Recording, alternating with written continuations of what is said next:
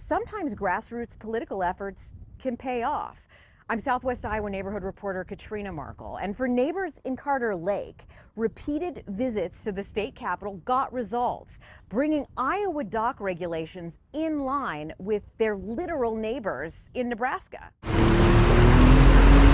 Carter Lake resident Eric Armstrong made 24 trips to the Capitol, working to change restrictions for Iowa dock owners on public lakes.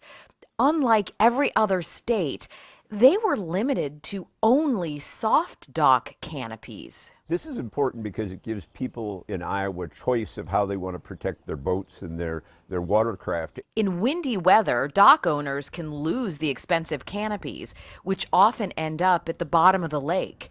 He explained to lawmakers it's especially confusing in a place like Carter Lake. We have a neighbor who clearly that one side of their property is in the Iowa state waters and the other side of their property is in Nebraska state waters. So technically they could have a hard cover in the Nebraska area, but not be allowed to have a hard cover in the Iowa.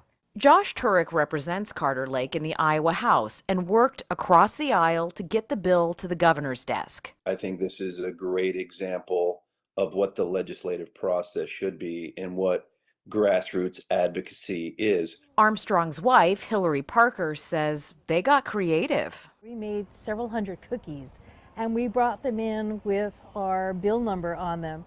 And we enticed legislators as they were running through doing their thing to grab one. It is important that you're sitting there nudging things forward all the time and getting visibility. This is a bill that is doing away with unnecessary bureaucracy and regulation. And this was really nice to see people come together and go, this is a common sense change. Why don't we just do it? Governor Reynolds signed the bill into law this week. On Carter Lake, I'm your Southwest Iowa neighborhood reporter, Katrina Markle.